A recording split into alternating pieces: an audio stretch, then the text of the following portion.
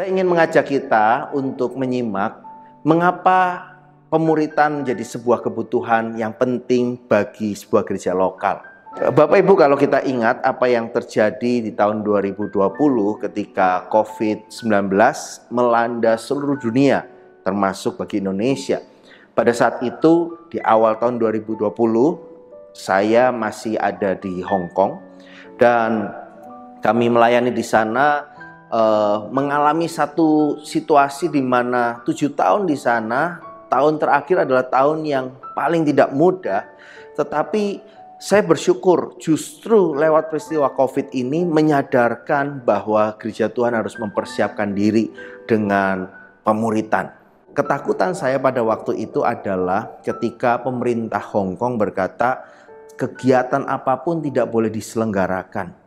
Dan saya mulai berpikir, wah, ini kalau peraturan ini akan berkelanjutan bagaimana? Atau ketika orang-orang Indonesia yang kami layani tidak bisa berkumpul, kemudian mereka akhirnya pertumbuhan imannya tidak terus bertumbuh dikarenakan tidak pernah berkumpul. Maka saya mulai mendoakan, Tuhan, gimana Tuhan supaya lewat situasi ini Tuhan, gereja Tuhan tetap kuat, tetap solid, orang-orangnya terus bertumbuh.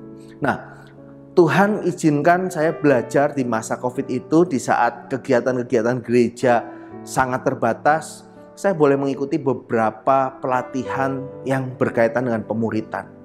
Dan disitulah saya tahu bahwa inilah hatinya Tuhan untuk mengembalikan gereja-gereja Tuhan sadar betul bahwa setiap gereja lokal perlu mengadakan atau melakukan pemuritan. Pemuritan bukan lagi kegiatan atau program semata, tapi biarlah pemuritan juga menjadi sebuah gaya hidup. Tahun lalu, Bapak Saudara, saya hadir di dalam sebuah konferensi yang diadakan oleh gereja yang disebut Heart of God di Singapura, Bapak Saudara. Dan yang saya jumpai gereja dengan ribuan jemaat ini mayoritas adalah generasi-generasi muda. Kalau dihitung usia mereka di tahun lalu, ya usia mereka adalah kisaran di usia rata-rata 23 tahun. Bukankah ini menjadi satu juga kerinduan atau doa dari para gembala, mengingat ada begitu banyak gereja di mana anggota jemaat ya secara usia yang muda-muda itu sudah semakin sedikit, atau yang menjadi pengurus di gereja juga sangat sedikit usia yang generasi muda gitu ya Bapak Saudara ya. Dan itu menjadi dilema dalam bicara regenerasi, pelayanan, kepemimpinan. Apa rahasianya? Sekali lagi saya menemukan mereka sangat kuat di dalam pemuritan. Nah, Bapak Ibu Saudara kekasih, pertanyaannya begini, pemuritan itu sebenarnya adalah sensasi atau esensi? Wah, karena gereja-gereja melakukan, yuk kita lakukan.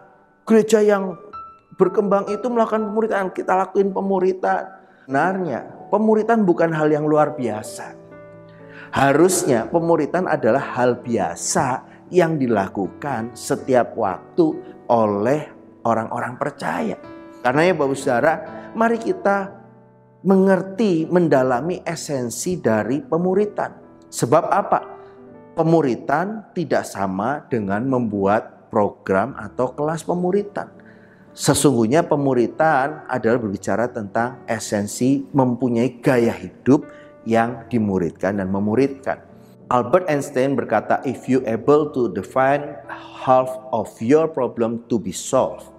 Kalau kita bisa menerjemahkan, memahami, mengartikan akan sesuatu, maka separuh dari masalah bisa terselesaikan. Kenapa banyak orang sudah antipati dulu dengan pemuritan? Kenapa orang berpikir, wah repot kalau melakukan pemuritan? Karena mereka nggak paham terlebih dahulu akan definisi dari pemuritan itu sendiri. Kalau kita mau memberikan perhatian kita kepada pemuritan, memang ada hal-hal yang tidak mudah akan kita hadapi. Ada hal-hal yang nggak gampang yang kita lewati. Tetapi gereja Tuhan sedang dibawa kepada panggilan yang sesungguhnya.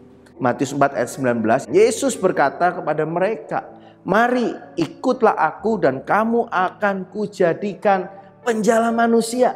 Dari ayat ini kita akan gali lebih dalam makna pemuritan. Pemuritan adalah proses menolong seseorang mengikut Yesus, bersekutu bersama orang percaya dan menjadi penjala manusia. Untuk mempermudahnya saya menggunakan 3F, Bapak Saudara.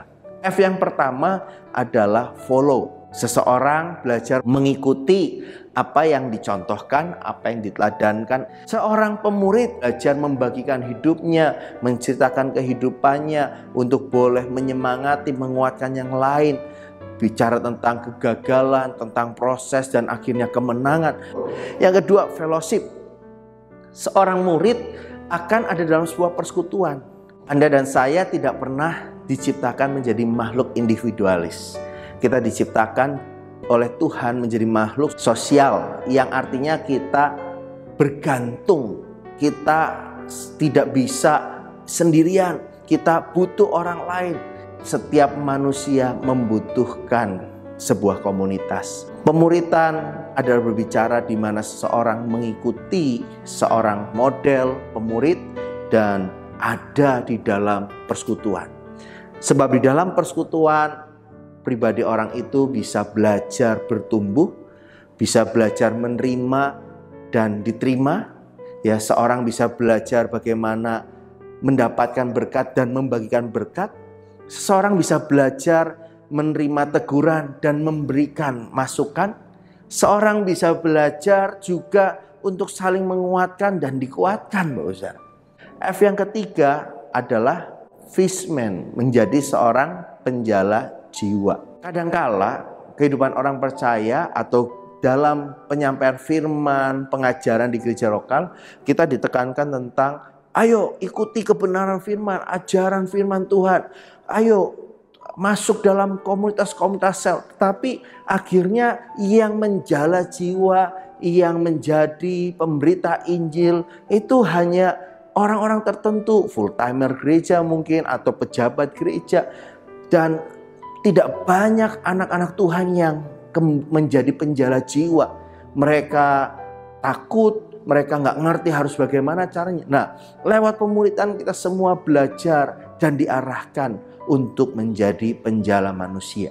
Dalam Matius 28 ayat 19-20, karena itu pergilah, jadikanlah semua bangsa muridku dan baptislah mereka dalam nama Bapa dan Anak dan Roh Kudus, dan ajarlah mereka melakukan segala sesuatu yang telah kuperintahkan kepadamu, dan ketahuilah aku menyertai kamu senantiasa sampai kepada akhir zaman. Inilah amanat agung Tuhan. Setiap orang-orang percaya sesungguhnya harus memenuhi melakukan amanat agung Tuhan. Ada 3 hal penting di dalam proses pemuritan itu. Kita akan lihat dari ayat bahasa Inggrisnya dikatakan, "Go therefore and make disciples of all the nations." Dalam kurung diberi pengertian, "Help the people to learn of me, believe in me, and obey my words." Yang pertama, help the people to learn of me. Berbicara tentang menerima pengajaran. Waktu dimuridkan, seseorang sedang dibawa kepada kebenaran firman Tuhan terlebih dahulu. Bukan pengertian sendiri atau hikmat-hikmat manusia, tapi kepada kebenaran firman. Yang kedua, help the people to believe in me. Tidak banyak orang yang telah menerima pengajaran mengambil keputusan untuk sungguh-sungguh mempercayainya. Lewat pemuritan, maka seseorang akan dibimbing untuk bukan hanya punya pengetahuan firman-Nya, tetapi mereka menghidupi firman, meyakini firman. Mereka terdorong, termotivasi untuk melakukan firman. Maka yang ketiga adalah help the people to obey my words. Menolong orang menjadi pelaku firman yang taat. Kalau tadi learn of me bicara kepala, believe in me bicara hati, heart, obey my words akan berbicara tentang tindakan. Saya bilang dengan kata hand. Jadi Bapak Saudara, Pada bagian ini saya ingin mengajak kita menyadari betapa pentingnya pemuritan di dalam gereja lokal kita. Tuhan Yesus memberkati.